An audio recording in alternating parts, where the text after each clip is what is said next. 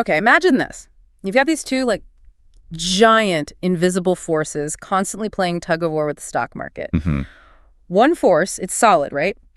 It'll build on hard numbers, company earnings, economic data, interest rates. It's all logic, analysis, the actual value of stuff. The bedrock, you could say. Yeah, the bedrock. And the other force, it's just swirling emotion, fear, greed, excitement, panic. It's the whole messy human side of things. The collective mood. Exactly. Yeah. So which one really calls the shots? Which one decides where stock prices actually go? Are we trading based on cold, hard facts, or are we all just swept up in a wave of what everyone else is feeling? It's a fascinating question, isn't it? Because you see it all the time, prices shooting up when the news seems awful or everything looks great fundamentally, but there's this like sense of dread hanging over the market. Totally. So what's really going on under the surface? That's what we're diving into today, this classic battle. Market sentiment versus market fundamentals. Which one packs the bigger punch for U.S. stocks? It's a fundamental question, no pun intended, that touches on, well, everything from economic theory to basic human psychology. Right. And for this deep dive, we've gathered quite a bit of material. We've got academic stuff on investor sentiment, behavioral finance research. Yeah, and also detailed guides on how analysts actually do fundamental analysis day to day, plus some really practical commentary from investors on navigating those times when, sentiment and fundamentals just seem totally disconnected. A good mix. So our mission here is to unpack these two concepts, fundamentals and sentiment, see how they interact, how they clash. And pull out the key nuggets, hopefully, to help you understand their roles and maybe think about how they affect your own investment approach, especially when things feel confusing out there. Okay, let's start with the basics then. Lay the groundwork. Sounds good. Let's define our terms first. What are these two forces? Perfect. So, first up, market fundamentals. What exactly are we talking about here? The logical side. Right. So fundamental analysis, at its core, is all about figuring out the intrinsic value of something, like a stock or a bond. Intrinsic value, meaning what it's really worth. Exactly. Not just its current price tag or what people are hyped about. It's about digging into the underlying business, its health, its prospects, and the broader economic picture it fits into. It's the data-driven, logical approach, asking, based on the facts, what's the actual value here? Okay, so it's like being a detective for a company's health. That's a great way to put it. You're gathering all the evidence. Yeah. And that evidence falls into a couple of key buckets. First, you've got the deep dive into this specific business. The company itself. Yeah. You're crawling through their financial statements, the balance sheet, income statement, cash flow, looking at assets, liabilities, earnings, revenue, debt levels, profit margins, all that good stuff. The nuts and bolts. Right. And you're also assessing things like how good is their management? What's the competition like? What markets are they in? And what's the potential there? You really want to understand how the business engine works. Makes sense. Know the company inside out. But you can't stop there because no company operates in a bubble, right? Yeah. So fundamental analysis also requires looking at the broader economic picture, the macro view. The economy-wide factors. Exactly. Things like GDP growth, is the whole economy growing or shrinking? Inflation, what's happening with prices, interest rates super important, the cost of borrowing money affects everyone. Yeah, big time. And employment levels, manufacturing output, consumer confidence, all these big picture indicators shape the environment the company operates in. You could have a great company, fundamentally sound, but if the whole economy tanks, well, that's a huge headwind. Right. So you need both the company view and the sort of landscape view. Precisely. And the goal of putting all this together, the company data, the economic data, historical and current, is to try and forecast the future. What are this company's earnings likely to look like next year or 5 years from now? What about cash flow? Okay, forecasting. And based on those forecasts, you try to arrive at what the security's correct or intrinsic value should be today. What's it worth considering its future potential discounted back to the present? And the core belief here is, even if the market price is totally wacky right now. The fundamental belief, is that eventually the market price will gravitate towards that true underlying value, like a rubber band snapping back. The market, in the long run, is expected to be rational. So the profit comes from spotting when the market price is wrong. Spotting those mispricings, exactly. Finding something undervalued based on your analysis, buying it, and then having the patience to wait for the market to wake up and realize its true worth. Or, conversely, identifying something overvalued. That sounds like the basis for a lot of classic investing styles. Oh, absolutely. It's the foundation for buy and hold investing, focusing on owning good businesses long term. And value investing, specifically hunting for those solid companies, the market has unfairly beaten down. It's about finding quality at a good price to hopefully lower your risk. And what about contrarians? The ones who like to bet against the crowd. Fundamentals are crucial for them too. Because if everyone's freaking out about a stock or way too excited, the contrarian uses fundamental analysis to say, okay, hold on, let's look at the actual numbers. Does this fear or this hype actually match the reality of the business?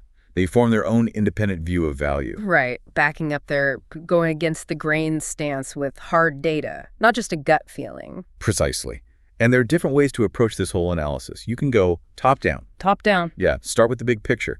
Analyze the economy, what trends are happening, then drill down to industries likely to do well in that environment, and then pick specific, fundamentally strong companies within those industries. So economy, industry, company, like a funnel. Exactly.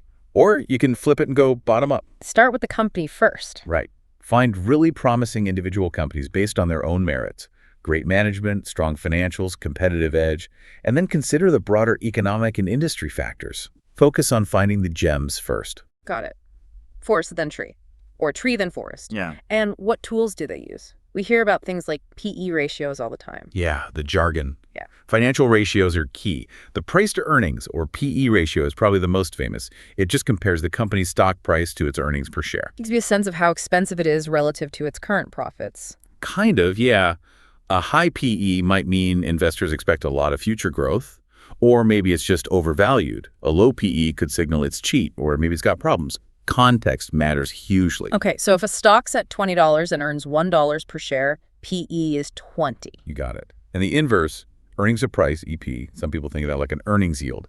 Then there's debt to equity, how much debt versus owner's equity the company uses. A risk measure, return on capital employed, or ROCE, how well they use their money to make money. Very important.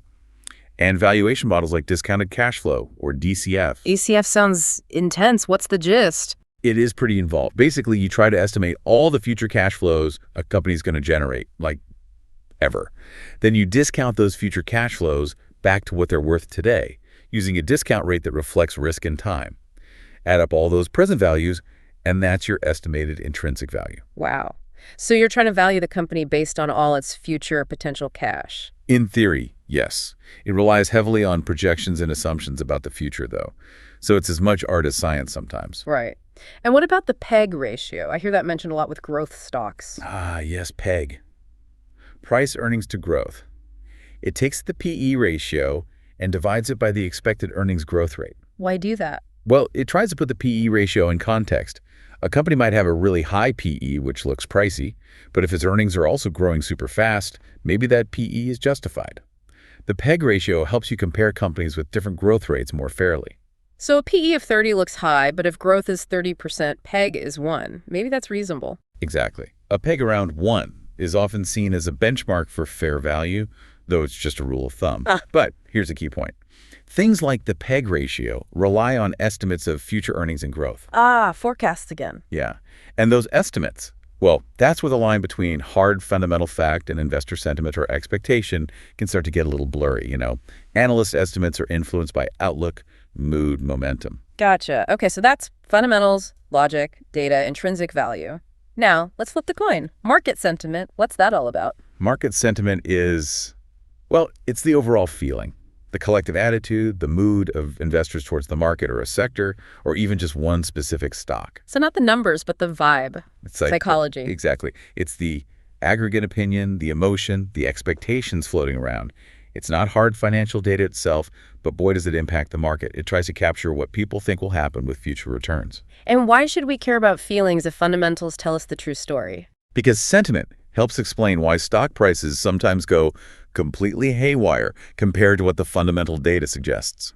It acknowledges that humans, with all our biases and emotions, are driving these markets, especially in the short term. It helps explain the disconnects. The human factor messing with the machine. But how do you even measure something like a collective mood? It sounds so fuzzy. It is challenging, but there are ways analysts try to get a handle on it. One common method is just asking people. Surveys. Like polls. Yeah. The American Association of Individual Investors, the AAI, does a famous weekly poll. They ask their members, are you bullish, bearish, or neutral on the market over the next 6 months. Straightforward enough. Right. And they publish the percentages. Looking at the trends, especially when bullishness or bearishness gets really extreme, that's used as a sentiment indicator. Other groups survey professional investors too. So you get a snapshot of optimism versus pessimism. Exactly. But beyond just asking people, researchers have developed more complex sentiment indexes, often using market data itself.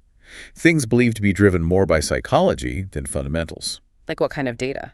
Well, the Baker and Wergler Index is a well-known academic example. They look at things like the pop in price on the first day. An IPO trade's big pops might signal irrational exuberance, right? Or high trading volume, like NYSE turnover. Lots of churning might mean more speculation, less long-term investing. They also look at characteristics of stocks that tend to be more sensitive to sentiment. What makes a stock sentiment sensitive? Generally, according to the research, it's stocks that are harder to value fundamentally. Younger companies, more volatile stocks, distressed firms, maybe companies that don't pay dividends, low-profit firms. Where the fundamental story is less clear, sentiment has more room to fill the vacuum and drive the price. Okay, so where there's ambiguity, feelings rush in. That's a good way to think about it. These indexes try to capture that overall market mood and see how it affects different types of stocks disproportionately. So people are actively trying to quantify this mood, this feeling. Absolutely. And this ties directly into behavioral finance. Sentiment and behavioral finance are deeply linked. Behavioral finance basically provides the why. Why does sentiment have such power? It studies the psychological reasons behind financial decisions. The biases, the mental shortcuts. Exactly. How our all-too-human brains can lead us astray when it comes to money. Which brings us to how these two forces, the rational fundamentals and the emotional sentiment, actually play out together in the market, and what happens when they disagree. Okay, let's get into that dynamic. We touched on the efficient market hypothesis, EMH, the idea that prices reflect all known info perfectly. If that were totally true, fundamentals should just rule, shouldn't they? That's the theory, yeah.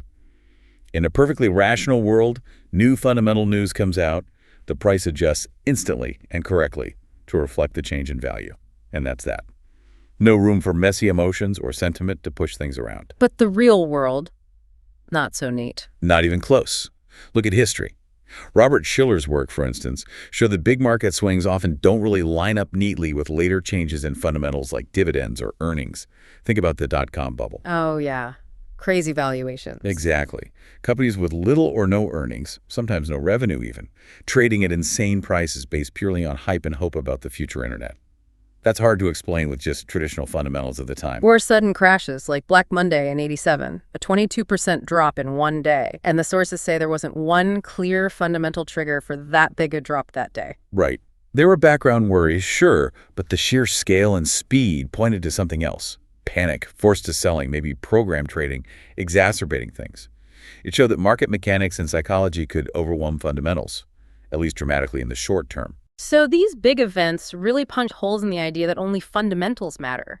Sentiment clearly flexes its muscles sometimes. It does. And studies show sentiment is often strongly correlated with what the market is doing right now, contemporaneously. High sentiment, market rising. Low sentiment, market falling. It captures the current mood. Okay, reflects the present. But can it predict the future? Does high sentiment today mean the market will be higher next month or next year? That's the million-dollar question. And the answer seems to be, sometimes for some things, but not reliably for the broad market's near-term future. So not a crystal ball for the S&P 500 next quarter? Generally, no. Research suggests it can have predictive power in specific contexts, maybe for certain commodities, or for predicting the relative performance of those sentiment-sensitive stocks we talked about. Some funds try to use sentiment signals in their strategies. But for predicting overall market direction reliably in the near future, the evidence is much weaker, even unreliable, according to some studies. Interesting. Sentiment might even make people ignore facts. Yeah, there's research suggesting investors sometimes underreact to solid fundamental news, like a great earnings report, if it goes against the prevailing negative sentiment. The mood acts like a filter, blocking out information that doesn't fit the narrative. Wow, so the collective feeling can literally make people ignore reality. That really highlights the behavioral aspect. Absolutely. And this is where behavioral finance gives us the tools to understand why sentiment has this power. It points to specific cognitive biases. Mental shortcuts that lead us wrong. Exactly. We use heuristics, rules of thumb all the time. They're efficient, but can cause errors. like the representativeness heuristic, buying a stock just because it seems like the next Amazon without checking if it actually is fundamentally similar. Or availability heuristic, being overly influenced by recent vivid events, like fearing a crash because you vividly remember 2008. Precisely. And that ties into frame dependence. How information is presented or filtered through our past experiences changes how we react. Like the 2008 trauma coloring reactions to minor dips today. A perfect example. The source mentioned how that fear lingered, making people associate any downturn with potential collapse, even when fundamentals were totally different. The memory frames the present situation negatively. That makes sense. What about overconfidence? That must fuel bubbles. Oh, big time. People naturally overestimate their own abilities. In investing, after a few wins, they might think they've cracked a code, start trading more aggressively, overweighting their own gut feelings, and ignoring contradictory data. And does that work out well for them? Usually the opposite. Studies show frequent traders, often driven by overconfidence, tend to underperform the market significantly after costs. More trading doesn't mean smarter trading. Right. And then there's the herd instinct, groupthink. Classic behavioral bias. We have a strong tendency to follow the crowd. FOMO, fear of missing out when everyone else seems to be making money. Or panic selling because everyone else is panicking. It feels safer to be wrong with the group than right all alone sometimes. Even if the group is heading for a cliff. Exactly. The sources used a good analogy. The market's like roulette, usually probabilities known. But in high sentiment times, it's like poker. You have to watch the other player's psychology. And this leads to noise trader risk. What's that? Noise traders are people trading on noise sentiment, rumors, fads, not fundamentals. When enough of them act together, driven by sentiment, they can push prices way off fundamental value. And that's risky for the rational folks. Why? Because the price can stay wrong longer than you can stay solvent. If you bet against the hype based on fundamentals, the noise traders might keep pushing the price up purely on sentiment. You could run out of money or get forced out before the price eventually corrects. So being right fundamentally doesn't protect you from short-term sentiment-driven pain. Wow. So even knowing the true value isn't enough if the crowd stays irrational for too long. That really explains the disconnect we sometimes see. Exactly. When feelings and facts just don't line up. And the source gave that great example from early 2019. Right. Fundamentals looked pretty good then, didn't they? Yeah, the U.S. economy was solid. GDP growth was decent, over 2%. The job market was really strong. Lots of hiring, wages rising, people even coming back into the workforce. Good signs. And company profits. Also strong. S&P 500 earnings growth was estimated in the double digits, like 10.8%. Businesses were doing well. Fundamentally, things looked healthy. So logically, investors should have been pretty cheerful. You'd think. But the sentiment was actually quite negative. After a dip in late 2018, there was this widespread feeling the market was in a tailspin.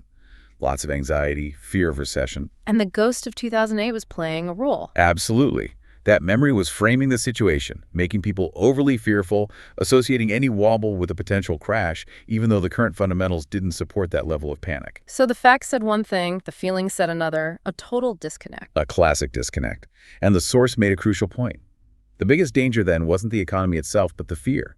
The risk that negative sentiment could become a self-fulfilling prophecy. Meaning, enough scared investors sell based on fear, not facts. And that selling pressure actually causes the downturn they were afraid of. Exactly.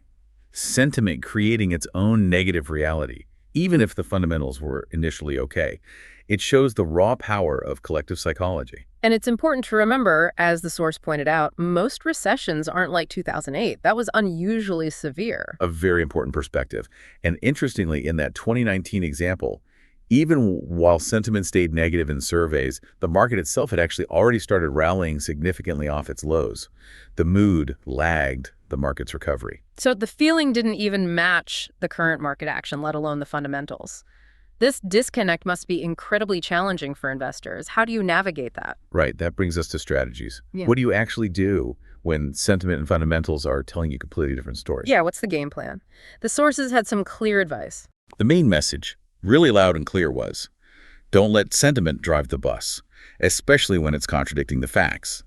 Keep your focus on the underlying reality, the economy, the companies. Stick to the fundamentals, even if the market mood is terrible. Pretty much. Resist that urge to panic. Sell good investments just because prices are dropping due to fear. Selling into that fear often means locking in losses and missing the eventual rebound when fundamentals reassert themselves. If the underlying businesses are solid, short-term sentiment swings aren't necessarily a reason to bail. Trust the numbers, not the noise. That's the idea. Another strategy mentioned was to look for bright spots during that kind of volatility. When sentiment makes the whole market choppy, some sectors might hold up better. Ah, the defensive stuff. Exactly. Like in that 2019 example, sectors like utilities, healthcare, consumer staples, things people need regardless of the economy, tended to outperform the more cyclical sectors like airlines or retail, which are much more sensitive to economic mood swings. Makes sense. People still need power and food, whether they feel optimistic or not, so focusing on defensive areas could be one tactic. Right, and this also has implications for active versus passive investing. How so? Well, passive index funds just track the market, right? Great and smooth bull run.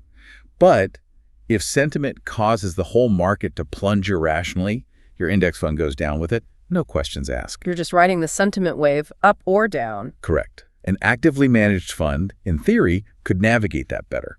A manager focused on fundamentals might underweight the areas getting hit hardest by sentiment, overweight undervalued stocks, or shift towards those defensive bright spots. They can try to steer around the sentiment storms. They can try, but, and it's a big but, active management costs more in fees, and there's absolutely no guarantee the manager will actually succeed in outperforming or navigating better. Many don't. So it's a trade-off. Potential flexibility versus higher costs and uncertainty. Got it. Potential benefit, but definitely not a sure thing. What about just doing the opposite of the crowd? Contrarian thinking. Ah, yes. The sources definitely touched on that. Since nobody really knows market timing perfectly, trying to sell at the peak of euphoria or buy at the depth of despair based purely on sentiment is incredibly hard, probably impossible consistently. Don't try to time the mood swings. Right. So the contrarian focuses on fundamentals. When the crowd is panicking and selling off fundamentally sound companies at prices that seem way too low based on the numbers. That's the contrarian's opportunity. That's the idea. They see the crowd's fear creating a potential bargain based on intrinsic value. And interestingly, the sources suggested that extreme sentiment readings can sometimes be a contrarian indicator for longer-term moves. Using sentiment against itself, almost. How does that work? Well, the thinking is if sentiment gets extremely bullish-like, almost everyone is wildly optimistic according to surveys. Maybe all the good news is priced in, everyone who's going to buy has bought, and the market is vulnerable to any disappointment. It could signal the potential top or downturn ahead, maybe over the next year or so. Too much optimism sets the stage for a fall. Potentially. And conversely, if sentiment gets extremely bearish, everyone is terrified, convinced the world is ending, maybe all the bad news is priced in, everyone who's going to sell has sold, and the market is poised for a rally on any glimmer of hope. Extreme pessimism might signal a bottom is near. So extreme feelings might indicate the turning point is closer. That's the contrarian interpretation. It's not about day-to-day timing, but using those extreme emotional peaks and valleys as potential clues for a longer-term reversal. It takes guts to bet against the overwhelming mood, though. Definitely requires conviction. Okay, so we've got fundamentals, the data, the value, and sentiment, the mood, the psychology. We've seen how they interact, how they diverge. So the big question, which one drives the market more? What's the final verdict from the sources? Well, like most complex questions, there's no simple, it's always this one answer. It's clear both forces are constantly at play. A perpetual dance. Exactly. In the short term, sentiment often seems to have the upper hand, fueled by news, biases, herding. It can really push prices far from fundamental value. That's where you get the volatility, the bubbles, the crashes, the mispricings. Emotion can definitely hijack the short-term price action. So sentiment causes the waves, the noise. You could say that, but, and this came through strongly in the sources, especially from a longer-term perspective, fundamentals are like the underlying tide, the gravity.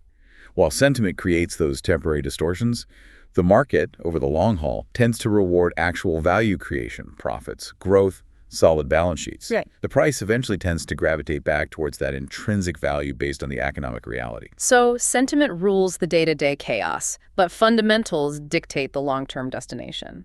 That seems to be the most consistent message. Sentiment can throw the market's compass way off course temporarily, creating both risks and opportunities. But the true north, over time, seems to be tied to the underlying numbers, the actual economic substance. That makes sense. The short-term market can feel like a voting machine driven by popularity and mood, but the long-term market acts more like a weighing machine, assessing true substance. That's a classic analogy, and it fits well here. And that example of investor confidence collapsing despite solid fundamentals really underscores sentiment's immediate power to cause harm. But the ultimate advice remains. Focusing on the fundamental reality is likely the more reliable path for long-term investing success. Okay, this has been a fantastic deep dive. We've really unpacked the tension between market fundamentals, that logical, data-driven view of value and market sentiment, the collective emotions, biases, and expectations swirling around. Yeah, we saw how fundamentals give us a framework for worth, while sentiment helps explain those sometimes wild, psychology-driven market moves, especially short-term. We talked about the disconnects when feelings and facts clash, and importantly, we covered strategies for navigating that, focusing on value, maybe looking at defensive plays, the active versus passive consideration, and even using sentiment as a contrarian tool. And the key takeaway seems pretty clear. Sentiment can absolutely rock the boat in the short term, cause major volatility, make things feel unpredictable, even irrational. But it's the underlying fundamentals, the actual economic and business health, that ultimately act as the anchor, determining value over the long run. The market might lose its way emotionally for a while, but it tends to find its way back to the reality of the numbers eventually. Which leaves us with a final thought for you to chew on. If fundamentals tend to dictate the long game, but sentiment can cause so much short-term disruption and opportunity, how do you find the right balance? How do you pay attention to the crucial fundamental data while still acknowledging and maybe even navigating the powerful, sometimes illogical force of human emotion in the market? Is ignoring sentiment altogether the answer? Or is understanding it the key to avoiding the herd's mistakes and perhaps even capitalizing on them? Something definitely worth considering on your own investment path. That interplay between logic and psychology is what keeps things interesting, that's for sure. Absolutely. We hope this deep dive gave you some valuable perspective on these two powerful market forces. Thanks for joining us. We'll see you next time.